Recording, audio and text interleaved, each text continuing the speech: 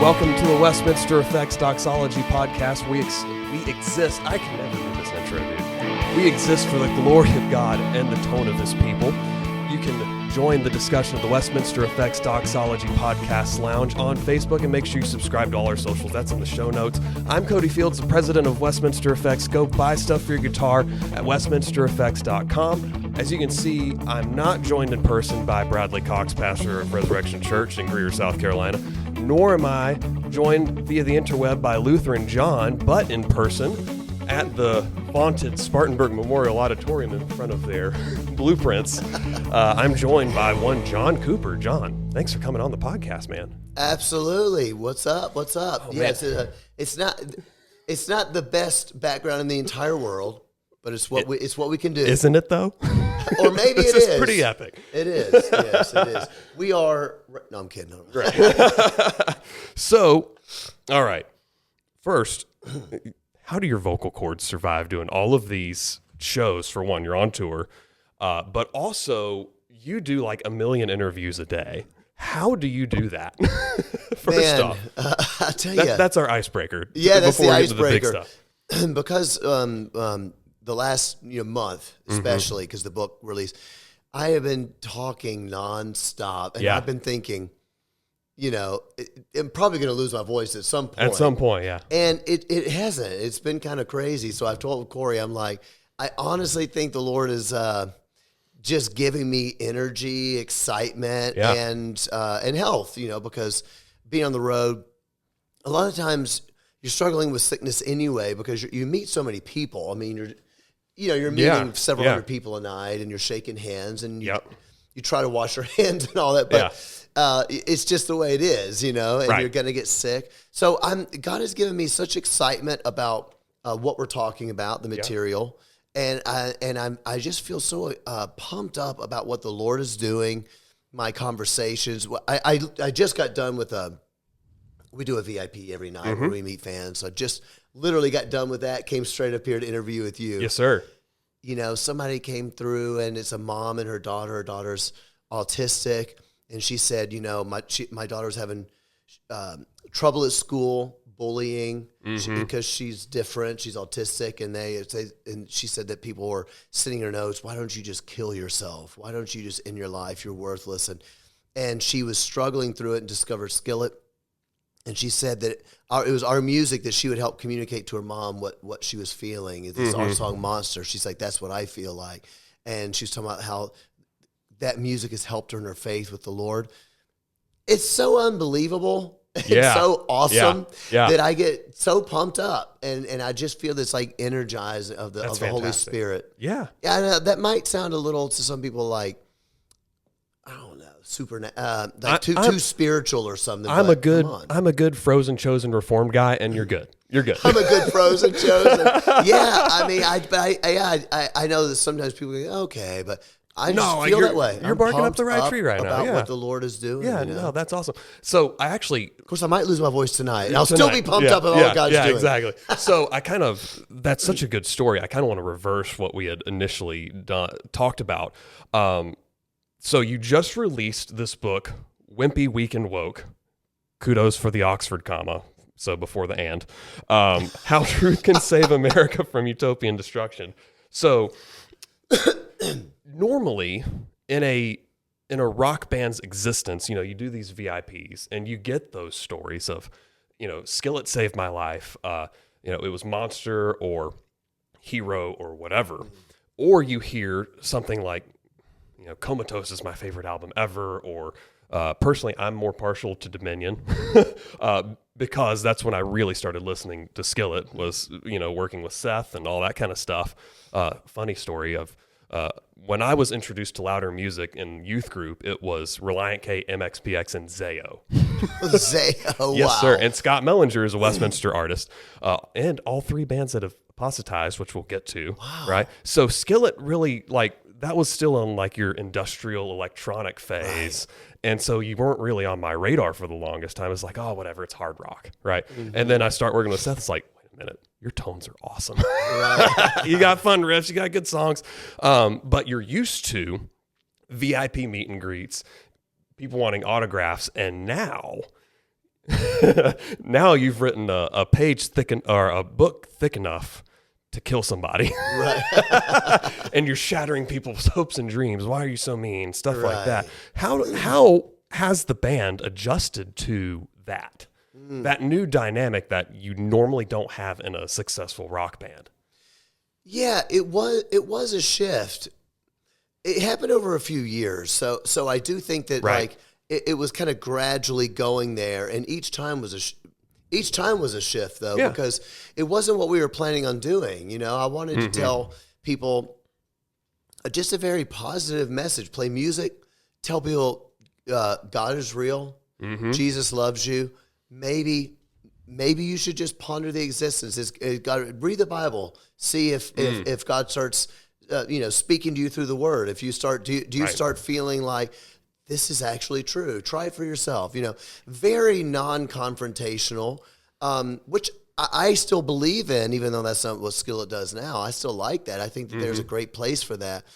I think what happened was things got so weird and so horrible and so terrible and so wicked that I was like, we might need to start saying some things about some of this. But I'll tell you what was the last nail in the coffin was the fact that I saw Christians and even my Christian music peers, Christian artists, begin to speak out on the opposite side of Right. what seemed to me to be orthodox. The pro-alphabet agenda, the Yeah. pro-trans, Pro-BLM, PLM, pro- yeah. CRT, Yeah. pro-Marxism in some cases. Yeah. In some, I wouldn't say pro-abortion, but I would definitely say It was at least softer if they said anything about it definitely at all. softer. Sometimes they call it pro-life womb to tomb, and what pro-life womb to tomb is their way to create a new category that is actually not fighting for pro-life causes. It effectively turns into socialism. Yes. It's basically, we're pro-life as long as we can be socialist. You know, it's really not good. And so I finally said, all right, we're going to say something. So it has affected the band. There is no question about that. And it has affected our listeners. Some people, I'm never listening to you again, ever. And so I've gotten that with some of the stuff that I've posted about. I actually had a liberal, quote unquote, pastor tell me that he was either going to sell all my pedals that he had, and he had like 3 or 4 actually, or he was going to remove all of the artwork so he wouldn't be putting my name out there. And I was like, wow. It was pretty impressive actually. And, Yeah. I think it was right around the time that you started speaking out more too. I think that was just 2020s was especially such a hotbed. Yeah. It was just like, and I think really what happened was I think the church, I mean, my little culture analysis for whatever it's worth, I think the church did not speak about social issues, political issues. I would just say they did not really apply a biblical ethic to the world, to our lives on earth. Right. And so everybody was left to fend for themselves. And we all made assumptions. We all made assumptions. Well, that's what a Christian would be like. And somebody else was like, no, this is what a Christian would be like. And then 2020, it all hit the fan and everybody was shocked at someone else's position. Right. So anyway, all that to say, how do we handle it? I just really believe that today in the 2020s, to stand up for the name of Christ means to stand up for certain very unpopular positions. And I think that if somebody said, well, why are they interconnected? There's a few reasons they're interconnected to my mind. Number one is we are called to stand for justice. Right. We're supposed to do that. And it's easy to look back and say, Christians really didn't stand for justice during the abolition movement like they should have. We have grace for those people. Who knows what I would have been like? I'm not being judgmental. No, absolutely, yeah. But I really wish they had have. You have to put guys in their proper context. People will rip on me for being reformed and, Calvin killed Servetus. It's like, well, let's back up a little bit, Yeah, or you hear a lot of, Jonathan Edwards, his comments on slavery, which he didn't have many. Yeah, so you're like, well, Edwards didn't really stay. It's easy for us to do that now. I think what's hard is to say, what is my context? What is happening in my context that actually is like that? Right. And I think for Christians, if they want to look back and say, I would have stood against slavery, I would have stood with MLK, Dr. King, I would have marched for civil rights, I would have, I'm like, you know what, if you're not standing against abortion, then no, you wouldn't have. You wouldn't, yeah. So I think that's part of it. And the last thing I'll say about this, I'm not really answering your question. You're saying, how do I deal with it? I'll answer that as well. But the other thing is that if you're going to have a lot of people say, if they're going to co-opt the name of Jesus for the opposite side of justice, like we're seeing, then I think to stand up for Jesus means to kind of be like, hey, I'm standing for Jesus, and I disagree with that. I think that what they're saying is actually injustice. I believe it's sin. I actually think that is not true Christianity. Right. So how do we deal with it now? I think we've just had to, that little part of you that said, I don't really want to make people mad. I just want to tell them Jesus loves them. That part of you just has to kind of die and realize that's over with. Yeah. Those days are gone. We're in a new time. And I just deal with it and say, I just deal with it. I don't like making people mad. And I'm a very reasonable person. I am, because, all the bands I tour with for 25 years, none of them believe like I believe. Right. And we're good friends. Right. We have meals together. My kids grew up on their tours, touring together. So we're actually very inclusive and very tolerant. We're just open about what we believe the truth is. Right, right. There's a parallel in my mind right now between Doug Wilson derangement syndrome and John Cooper derangement syndrome.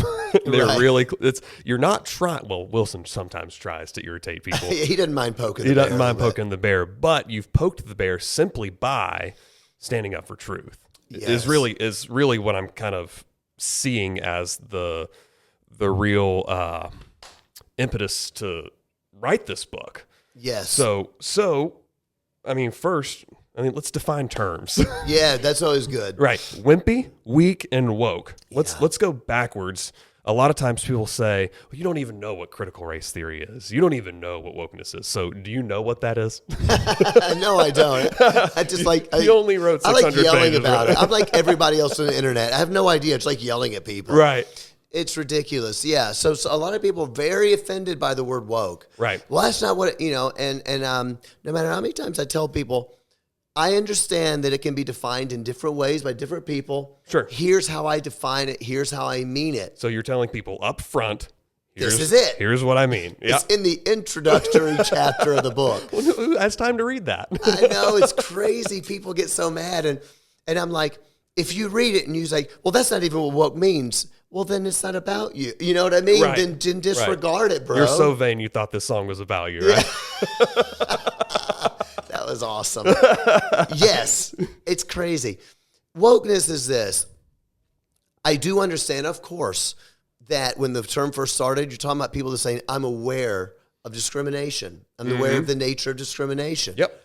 Very quickly, let's just move on.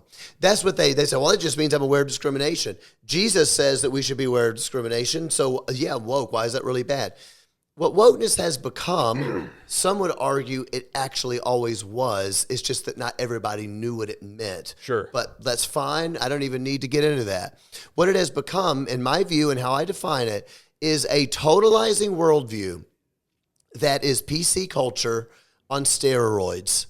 It is an obsession with social justice, not biblically defined social justice, a social justice ideology that makes everybody in the world oppressors or oppressed people. So it is a kind of a neo-Marxist way of looking at things. And the way you know who is oppressed is just if they are said to have power. Right. So they're a minority group or they're a powerless group. They might the disparity of outcome argument. The disparity of outcomes, even the fact that women are the powerless. They're a minority.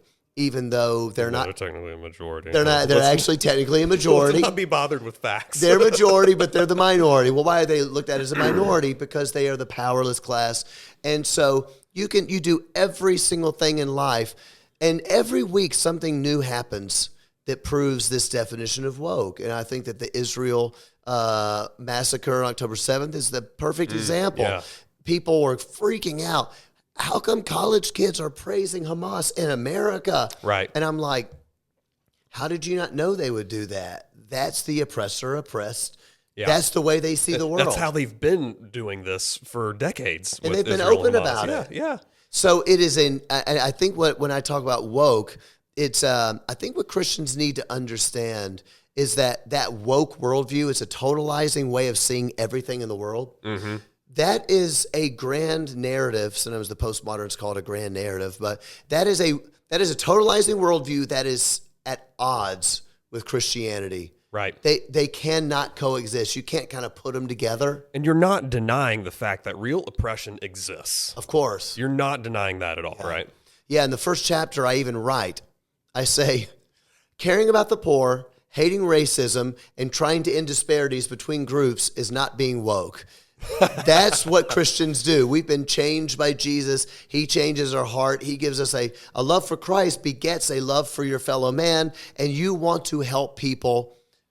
You want to help their lives. You want to give to the poor. You see racism, you say, that's wrong. I got to speak against that. Mm-hmm. Just like we talked about abolition movement. Yeah. Just like we talk about the pro-life movement. Mm-hmm. We look at what's happening and you stand up for it. That's what we do because we've been changed. So I even say in the first chapter, that is not woke. That's what Christians do. And then I explain what it is, but it doesn't matter. Right. So wimpy and weak. Oh, yeah. Those are pot shots too. Yeah. Right. So go in on that. Yeah. I mean, the funny thing is when I write in the introductory chapter, I don't even use the language of you are wimpy. Those people are wimpy. I use the language of we. It's a societal problem. It's in society and it's in the church. You're acknowledging that this has affected even yourself. Yes, exactly. Yeah. And I talk in the book about times that I've been wimpy. This is what made me wimpy and weak. I did this thing and it hurt people. But I thought I was being a good Christian. Right. But I actually hurt people. That is a wimpy way to understand the Bible. We are wimpy. We have become wimpy and weak. And so what I mean by that is this. Number one, wimpy. What is that? Wimpy is when you value tone and winsomeness over speaking the truth. I don't want to hurt people's feelings, so I just couldn't say it. That's not actually good. That's not the model of the Lord Jesus Christ. Right. Imagine Jesus to the rich young ruler. You obeyed all the commandments? That's amazing. I love to hear it. Maybe we could talk about it some more next time. Have you considered that maybe it could be the case that you like money more than you ought? I'm not saying you do. I'm saying could it be the case Jesus is like... I don't think Ezekiel 23 gets written this way. Remind me what that is. I'm not spiritual enough to know. Starts talking about all the donkeys. All the donkeys? I don't remember. Talking about Israel's whoredoms. Oh, yes. Whoredoms is the word I remembered. Yeah. That's even more shocking. Just in case the kids are out there. So go back, cover their ears, replay it. Oh, of course. Right. Okay. Yes, it did. It was very detailed and yes. It was detailed about certain sizes and things like that. Equine anatomy. There you go. Anatomy. Yeah. It's basically a biological course. Right. It's basically biology if it was like this. It's like, naps and... or Elijah with the prophets of Baal, hey, maybe your God's taking a dump. Yes, exactly. That doesn't happen with Wimpy. Yeah, it's so much of... I even wrote, I'm sorry to be so long-winded, but in my first book... You get paid to do this. It's okay. I know, yeah, exactly. In my first book, I even talked about the fact that, I'm admitting something that you're not supposed to admit, which was people kept saying when I was a kid, God is good, Jesus is loving, he wants all the children to come to him. And I remember when I started reading the Bible on my own in 8th, 9th grade, have your quiet time. I would read these words of Jesus and I would think, I wouldn't dare tell anybody, but I would be like, he doesn't sound near as nice as what other people are saying. Right. He doesn't sound that nice to me. But not nice all the time. Yeah. At the time, I'm like, he's like, oh my gosh, to his disciples, like, when are you guys, how long will I have to be with you people who never get it? I remember reading that as in 9th grade thinking, gosh, he's not as patient as what I've been told, Yeah. Anyway, the point is that Jesus loved people. He spoke the truth. How many times do we read that Jesus had compassion for people? He healed people. Yeah. And this is one of the things I think is actually worth mentioning is Jesus, sometimes he would see somebody sick, he would say, oh, he had compassion for them. And I think that's really important because sometimes we can sterilize healing as to the only reason it happens is to say that Jesus' words were true. But we read, he had compassion on people.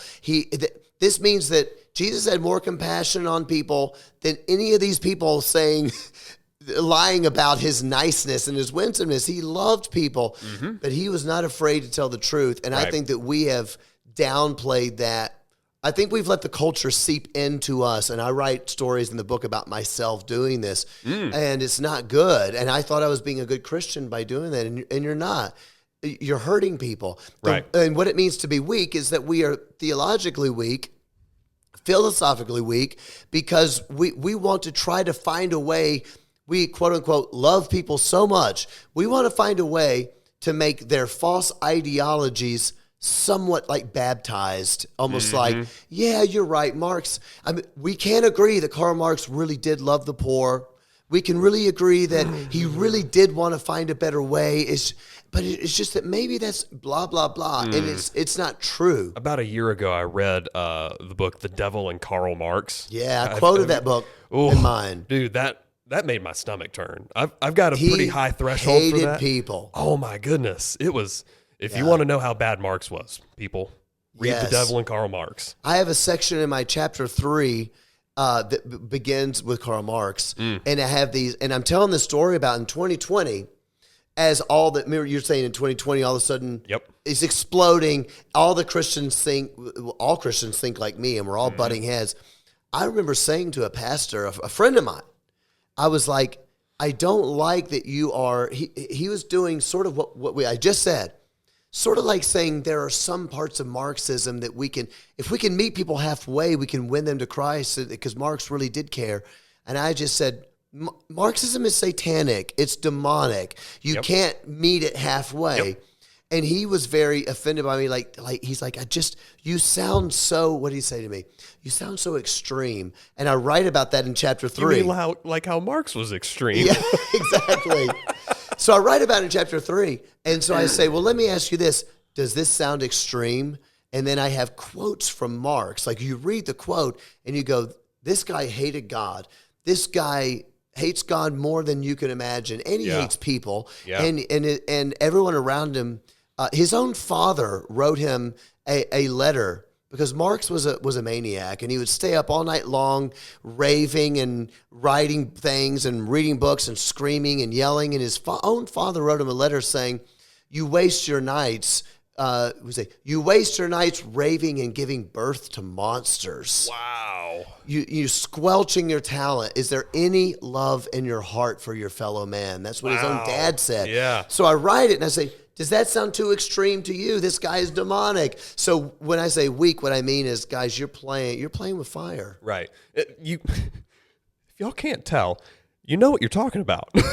You've actually done the research. Seth sent me a picture of the box of books that you read to get ready for this, to write this book, like a year and a half ago, and that was a big old hefty box of books. Well, what's funny, I need to post it, but what's funny is that those were only the books that I quoted in the book. Okay, yeah. But yes, go ahead. Yeah, so, I mean, how many quotes do you have? You've got already Marx. I'm assuming you've got guys like Derrida and Rousseau and those kind of guys. So you've actually gone to the original sources. Yes. You're not just going to what Carl Trueman or Rod Dreher said about these guys. Yes, right. In which, those guys were they did great fantastic work, yeah. Yeah, there's 648 footnotes. But let's go. And I'm not an academic either, but the reason is because, as you kind of alluded to earlier when we first started, before I started just yammering for ages, you had said something about, you don't even know what critical race theory is.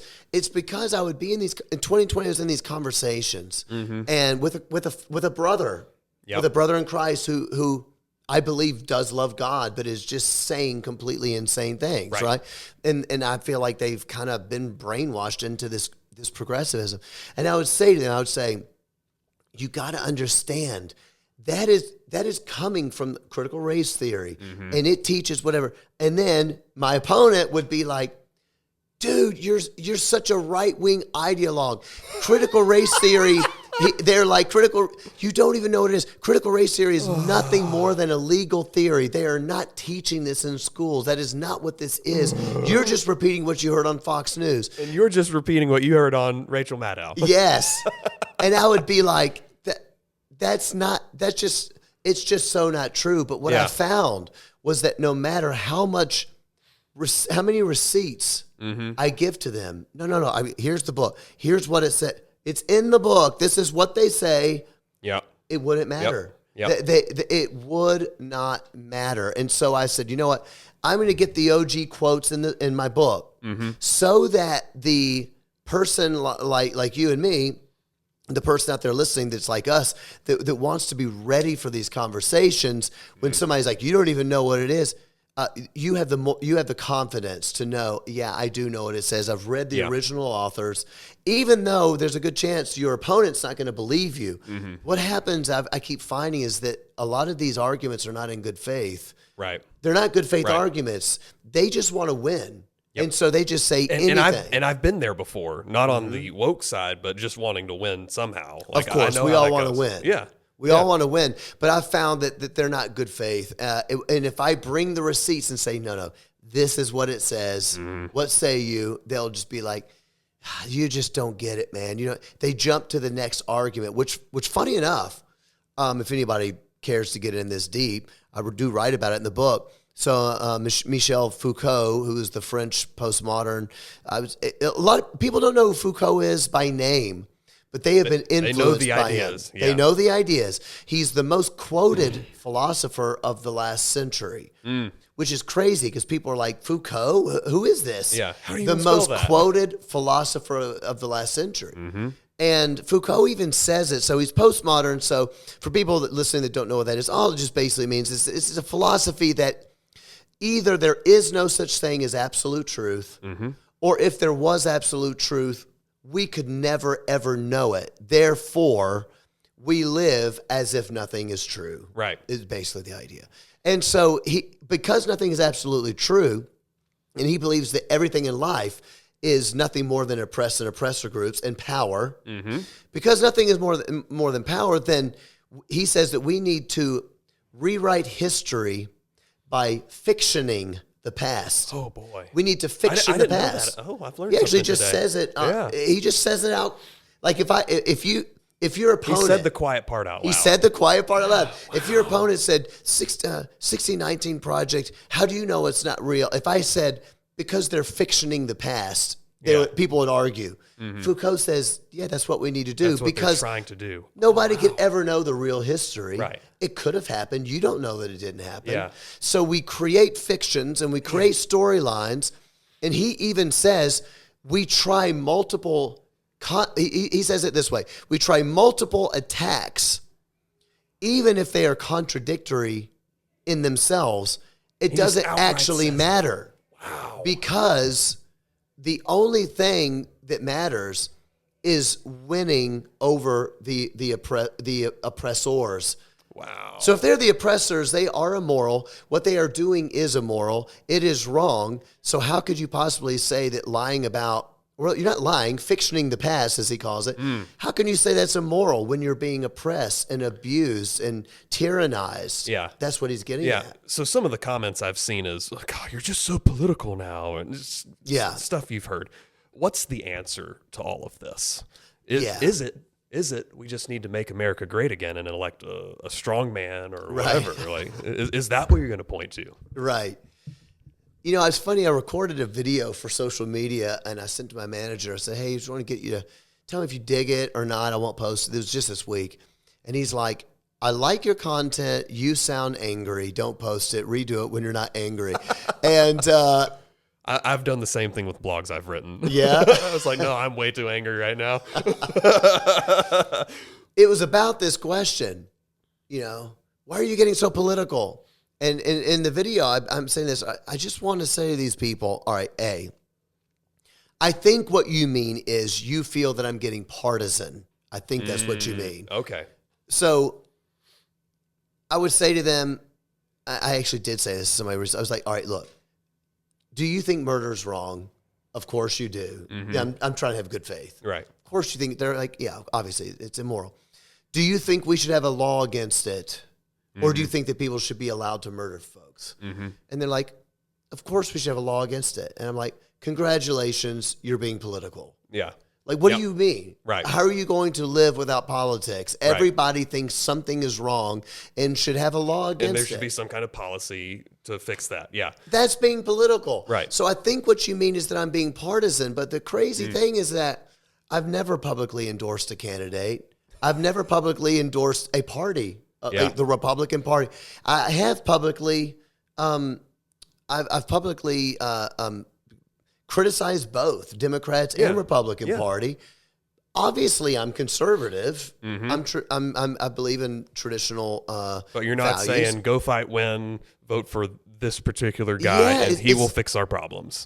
Yeah, exactly. It's insane. I mean, usually what I've said is I think the Republican Party is going to lead us to hell, just not as fast as the Democrat Party. It's at 50 instead of 80. Yeah, what are you going to do? And they both are idolatrous. Oh, yeah. But of course, what I think we're in right now, I think politics right now is not even about left and right. It's about people who think that the principles of America are good and are worth preserving, and people who think no, they're not. They're evil, and it's hurting people. And if you dive down to the bottom of the ladder, meaning the ones that think that America's evil, what you will find is that the reason they think America is evil is because they think Christianity is evil.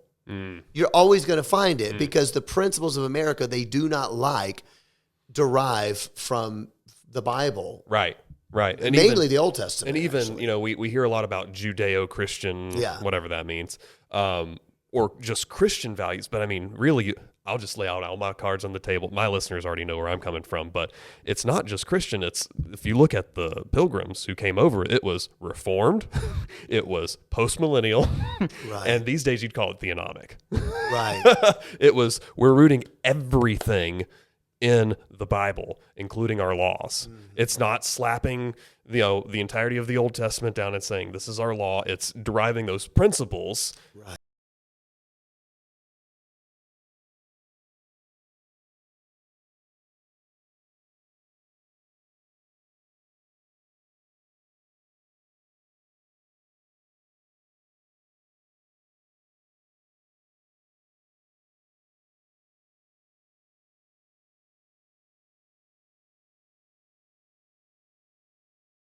Believing anything you just said. Right. I think they're like, that's because you're like an idolatrous America worshiper, and you're wrong. And there's even in the eschatological debate between the post-mill and the on-mill guys, of course, like there's going to be in the R2K guys and that kind of thing. Yeah, the two kingdom stuff. You know what's funny to me is I always try to say to people, I'm always clear about what I believe, but I could never ever win an eschatological argument. I am not a theologian. I could not debate it. I have, of the people who have influenced me, they're on literally every single of these categories, No, absolutely. And so I usually tell people, can we try to pretend that we don't have an eschatology for a moment? For 1 second, and say this, do you think it is Christian to stand up against a gross injustice? You're right. Everybody says yes. Right. Yep. Do you? It's like you go. Do you think that even if the world is going to burn and just collapse, and the Christians are all going to be martyred for Christ, do you still think that before that happens, do you think we should testify to the world that their works are evil? That's what Jesus said. The world hates me because I testify that its works are evil. Right. If we should do those things, third question, do you think that Jesus, and no, let's not say Jesus. Let's say the whole Bible. Is it Jesus now? We get into only the red letter thing, which I don't want to do. So let's say the Bible. But do you think God, through his word, has anything to say about what justice would look like? Yep. Every Christian says yes. And so then you're kind of in so how are you being too political then to say something? It's insane to me. So what I think you're dealing with are Christians that are well-meaning. They have not been taught American history at all.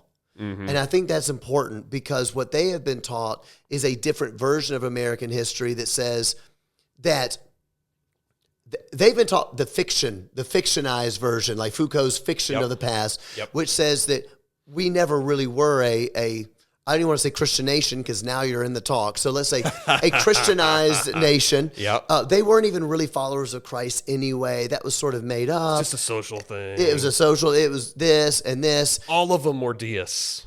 Yeah, all of them were deists. And we know that they weren't actually Christian because of slavery. This is what they are getting. And so these Christians who I love, and some of them are my best friends, they believe that if they go back and say the Constitution really actually was rooted in the Bible, through in principles of the Bible, I should say, they feel like if they say that, now they have to defend slavery. Because they haven't been taught. Right. They haven't understood history, American history, the Constitution, political philosophy. Given their presuppositions, that makes sense. Just like if you put yourself in the mind of a medieval Catholic, then the Spanish Inquisition makes sense. Right. Like if you think that's going to save them, of course you're going to do that, right? Yes. Right. I think it's all of that sort of ignorance and naivety all put into one.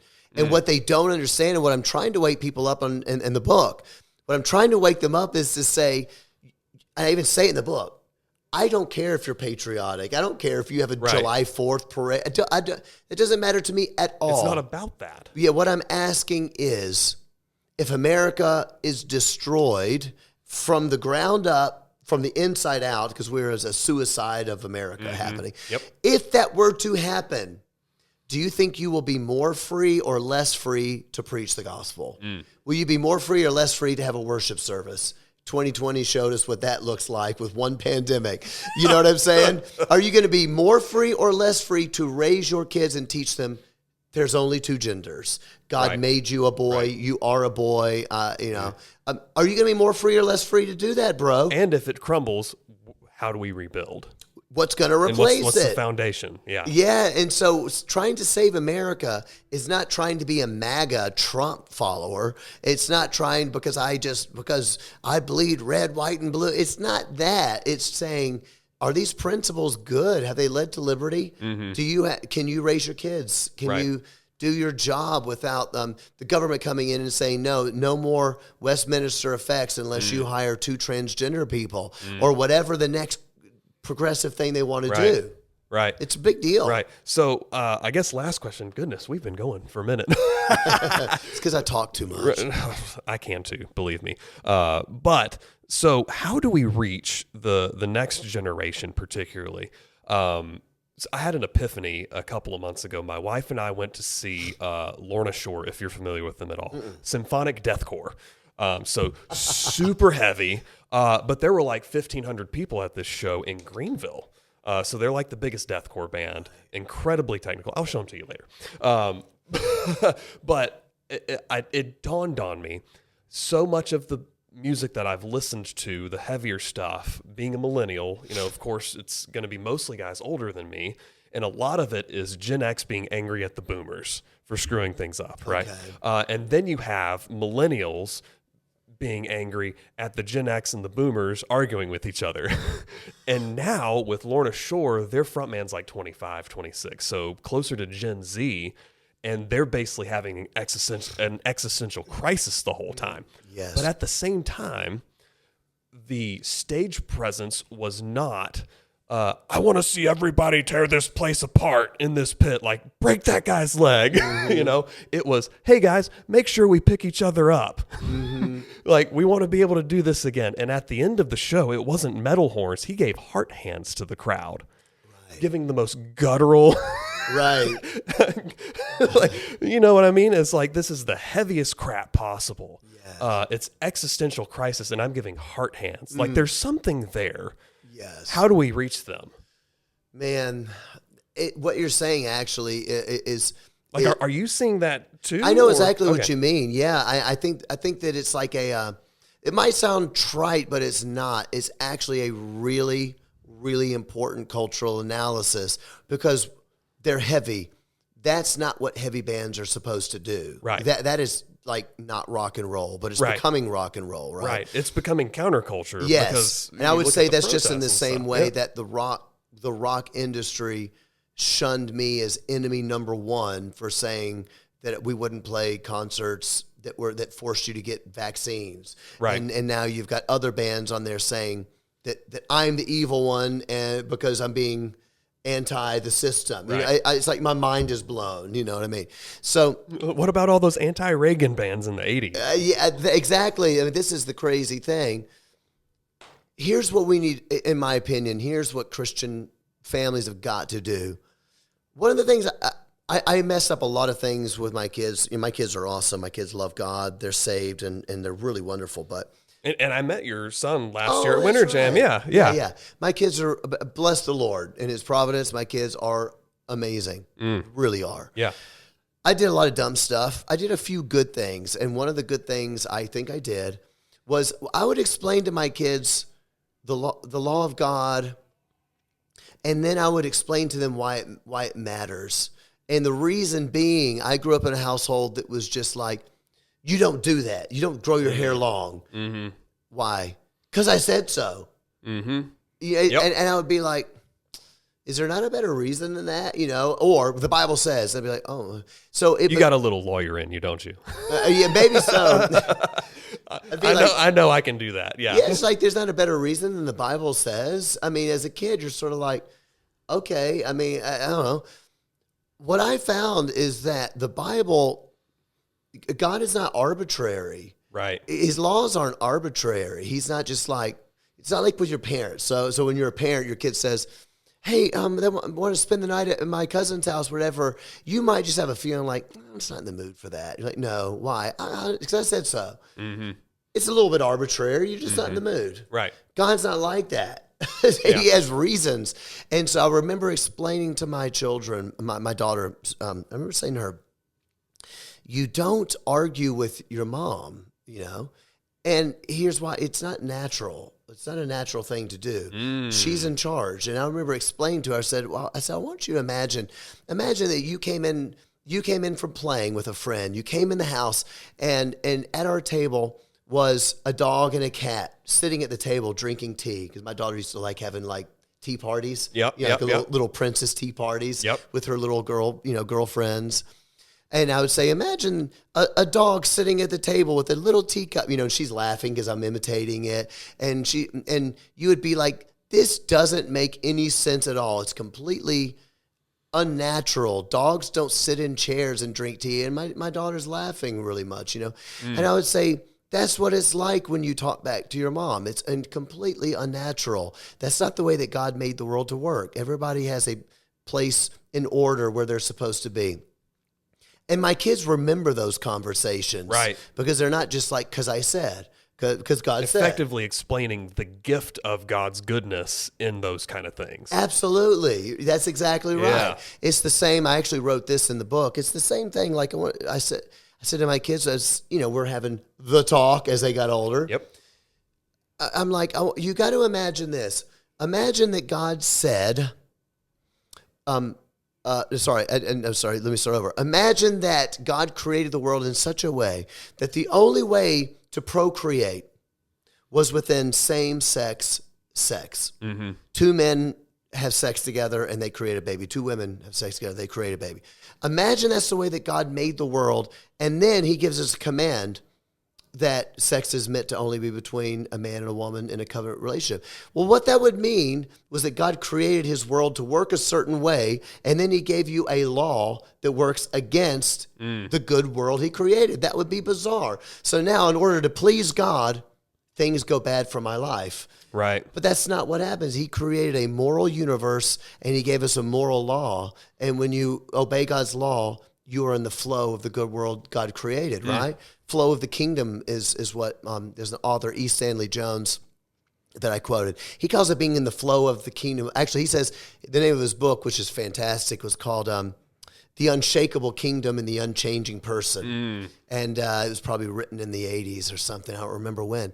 So those kind of conversations, I know it's a really long answer. I want to encourage people, especially if they have kids, you've got to begin to teach your kids that Christ is Lord of all of life, politics, parenting. You used the word theonomy earlier. That's a good way to say it. But God is the Lord of everything, and so he has something to say about it. About all of it. So that when your kids go to college, because right now what happens is we raise Christian kids, they go to college, and then the secular progressives take the kids away from Christianity. Yep. Because they show them all these quote unquote good ideas, and the Christian kids they're not ready to say that's not right and it doesn't work. And we can do that with everything, explaining why the law of God works, why his world is good. You know? Love it. So where can you got a show to get ready for? Where can people find you?